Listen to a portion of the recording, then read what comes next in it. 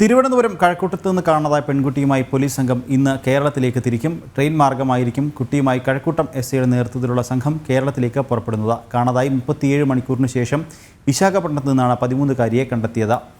വിവരങ്ങളുമായി വിശാഖപട്ടണത്ത് നിന്നും പ്രജിത്ത് മോഹനൻ ചേരുന്നുണ്ട്. പ്രജിത്ത്, കുട്ടിയുമായി ഇന്ന് പോലീസ് കേരളത്തിലേക്ക് തിരിക്കും എന്നാണ് അറിയാൻ കഴിയുന്നത്. എന്താണ് ഇന്നലെ കുട്ടിയെ CWCയിലെത്തി കഴക്കൂട്ടം പോലീസ് കണ്ടിരുന്നു. എന്താണ് കൂടുതൽ വിവരങ്ങൾ?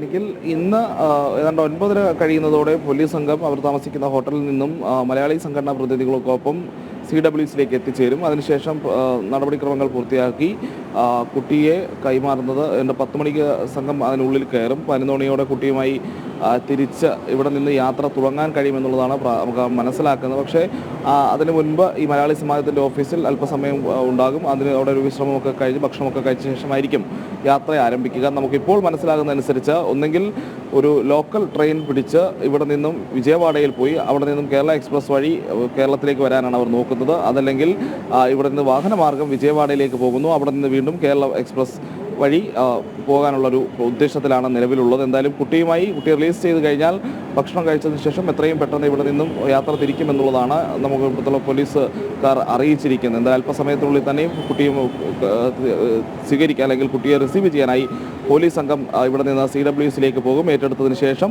നേരെ വിജയവാഡ വഴി കേരളത്തിലേക്കും അവർ തിരിക്കും. എന്തായാലും കഴിഞ്ഞ ദിവസം തന്നെ ഇതിന് ആവശ്യമായിട്ടുള്ള പേപ്പർ വർക്കുകളെല്ലാം പൂർത്തിയാക്കിയിട്ടുണ്ട്.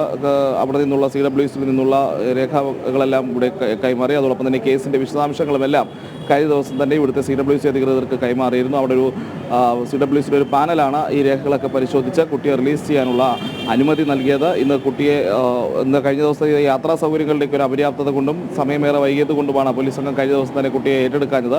രാത്രി കൂടി CWCയുടെ സംരക്ഷണയിൽ തുടരട്ടെ എന്ന നിലപാട് സ്വീകരിക്കുകയായിരുന്നു. എന്തായാലും 10 മണിക്ക് സംഘം അതിനുള്ളിൽ പ്രവേശിക്കും. 11 മണിയോടെ കുട്ടിയുമായി യാത്ര തുടങ്ങാനുള്ള സാഹചര്യമാണ് നിലവിലുള്ളത്. നിഖിൽ, പ്രജിത്ത്, മറ്റൊരു കാര്യം കൂടി, അതായത് കഴിഞ്ഞ ദിവസം ഈ കുട്ടിയെ വിശാഖപട്ടണത്ത് കണ്ടെത്തിയതിന് ശേഷം കുട്ടി പറഞ്ഞിരുന്നു കുട്ടിയെ കഴക്കൂട്ടത്തേക്ക് വീട്ടിലേക്ക് വരണ്ട, അമ്മ ഉപദ്രവിക്കും എന്ന തരത്തിലൊക്കെ കുട്ടി പ്രതികരിച്ചിരുന്നു എന്ന തരത്തിൽ വാർത്തകൾ വന്നിരുന്നു. കുട്ടി ഇതുമായി ബന്ധപ്പെട്ട പോലീസിൻ്റെ അടുത്ത് എന്തെങ്കിലും പറഞ്ഞതായി വിവരമുണ്ടോ? അതായത് കുട്ടിക്ക് അസമിലേക്ക് പോയി പഠിക്കണം എന്ന തരത്തിലുള്ള വാർത്തകളൊക്കെ വന്നിരുന്നു. ഇതുമായി ബന്ധപ്പെട്ട എന്തെങ്കിലും കാര്യങ്ങൾ ഈ ഒരു കഴക്കൂട്ടം പോലീസുമായി കുട്ടി പറഞ്ഞിരുന്നോ എന്ന തരത്തിലുള്ള എന്തെങ്കിലും വിവരങ്ങൾ ലഭിക്കുന്നുണ്ടോ?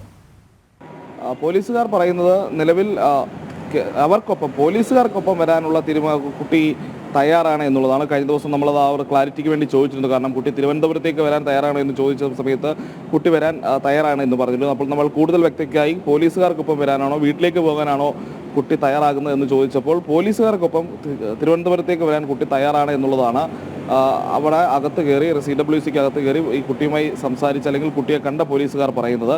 അപ്പോൾ അതിനുശേഷം കുട്ടിയെ തിരുവനന്തപുരത്ത് കൊണ്ടുവന്നതിന് ശേഷമായിരിക്കും മറ്റു കാര്യങ്ങളിൽ തീരുമാനമുണ്ടാകുക. എന്തായാലും നേരിട്ട് വീട്ടുകാർക്ക് വിട്ടുകൊടുക്കുന്ന ഒരു സാഹചര്യം ഉണ്ടാകാനുള്ള സാധ്യത നിലവിലില്ല.